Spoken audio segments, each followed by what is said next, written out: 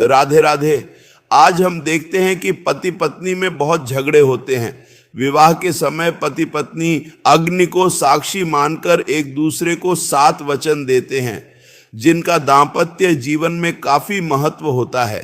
आज भी यदि इनके महत्व को समझ लिया जाता है तो वैवाहिक जीवन में आने वाली कई समस्याओं से निजात पाई जा सकती है। विवाह के कई वर्ष पश्चात हम में से ज्यादातर उन वचनों को भूल चुके हैं। आज हम उन्हीं वचनों के बारे में फिर से जानेंगे, जिससे आपका वैवाहिक जीवन की छोटी बड़ी समस्या दूर हो और जीवन खुशमय हो सके। विवाह समय पति द्वारा पत्नी को दिए जाने वाले 7 वचनों में से पहला वचन है, तीर्थव्रतोद्यापन यज्ञ कर्म मया सहैव प्रिय वयम कुर्या वामांग मायामी तदा त्वदीयम ब्रवीति वाक्यम प्रथमम कुमारी। यहाँ कन्यावर से कहती है कि यदि आप कभी तीर्थ यात्रा को जाओ तो मुझे भी अपने संग लेकर जाना। कोई व्रत उपवास अथवा अन्य धर्म कार्य आप करें तो आज की भांति ही मुझे अपने वाम भाग में अवश्य स्थान दें।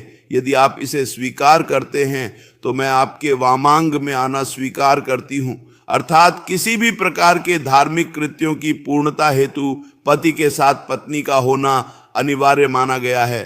पत्नी द्वारा इस वचन के माध्यम से धार्मिक कार्यों में पत्नी की सहभागिता व महत्व को स्पष्ट किया गया है। दूसरा वचन है, पूज्यो यथा स्वो पितरो ममापि तथेश भक्तो निज कर्म कुर्या वामांग मायामी तदा त्वदीयम ब्रवीति कन्या वचनम द्वितीयम। कन्यावर से दूसरा वचन मांगती है कि जिस प्रकार आप अपने माता पिता का सम्मान करते हैं उसी प्रकार मेरे माता पिता का भी सम्मान करें तथा कुटुंब की मर्यादा के अनुसार धर्मानुष्ठान करते हुए ईश्वर भक्त बने रहे तो मैं आपके वामांग में आना स्वीकार करती हूँ। यहाँ इस वचन के द्वारा कन्या की दूरदृष्टि का आभास होता है।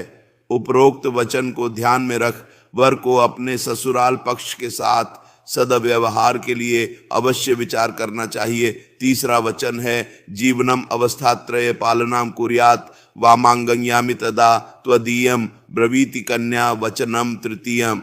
तीसरे वचन में कन्या कहती है कि आप मुझे यह वचन दें कि आप जीवन की तीनों अवस्थाओं युवावस्था, प्रौढ़ावस्था, वृद्धावस्था में मेरा पालन करते रहेंगे तो ही मैं आपके वामांग में आने को तैयार हूँ।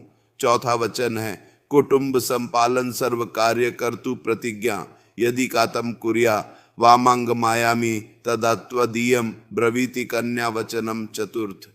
कन्या चौथा वचन यह मांगती है कि अब तक आप घर परिवार की चिंता से पूर्णतः मुक्त थे। अब जबकि आप विवाह बंधन में बंधने जा रहे हैं तो भविष्य में परिवार की समस्त आवश्यकताओं की पूर्ति का दायित्व आपके कंधों पर है। यदि आप इस भार को वहन करने की प्रतिज्ञा करें तो ही मैं आपके वामांग में आ सकती हूँ। इस वचन में कन्या वर को भविष्य में उसके उत्तरदायित्वों के प्रति ध्यान आकृष्ट करती है।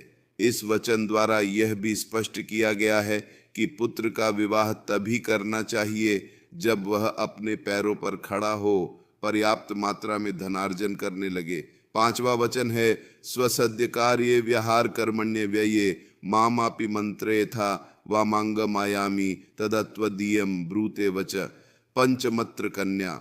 इस वचन में कन्या जो कहती है वह आज के परिप्रेक्ष्य में अत्यंत महत्व रखता है।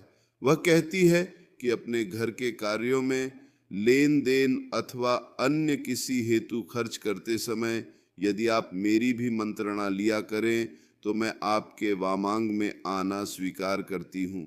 यह वचन पूरी तरह से पत्नी के अधिकारों को रेखांकित करता है। अब यदि किसी भी कार्य को करने से पूर्व पत्नी से मंत्रणा कर ली जाए तो इससे पत्नी का सम्मान तो बढ़ता ही है, साथ साथ अपने अधिकारों के प्रति संतुष्टि का भी आभास होता है। छठा वचन है, न मेपमान मम सविधय सखी न द्यूतम न वा दुर्व्यसनम भंजश्वेत वा माम गमायामि तदा त्वदीयम ब्रवीति कन्या वचनम च षष्ठम। कन्या कहती है कि यदि मैं अपनी सखियों अथवा अन्य स्त्रियों के बीच बैठी हूँ तब आप वहाँ सबके सम्मुख किसी भी कारण से मेरा अपमान नहीं करेंगे।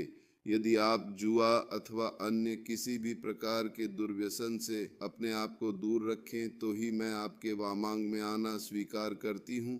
7वां वचन है, पर स्त्रियं मातु समा समीक्ष्य स्नेहम सदा चेन्मयी कांत कुर्या वामांग मायामी तदा त्वदीयम ब्रूते वच। सप्त मंत्र कन्या अंतिम वचन के रूप में कन्या यह वर मांगती है कि आप पराई स्त्रियों को माता के समान समझेंगे और पति पत्नी के आपसी प्रेम के मध्य अन्य किसी को भागीदार न बनाएंगे।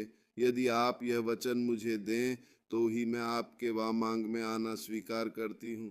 इस वचन के माध्यम से कन्या अपने भविष्य को सुरक्षित रखने का प्रयास करती है। यह अंतिम वचन प्रेम, पवित्रता और निष्ठा का प्रतीक है। विवाह केवल एक सामाजिक बंधन नहीं बल्कि यह आत्मा और संस्कारों का मिलन है। जब अग्नि को साक्षी मानकर वर वधु 7 वचन लेते हैं तो वे एक दूसरे के प्रति आजीवन समर्पण की शपथ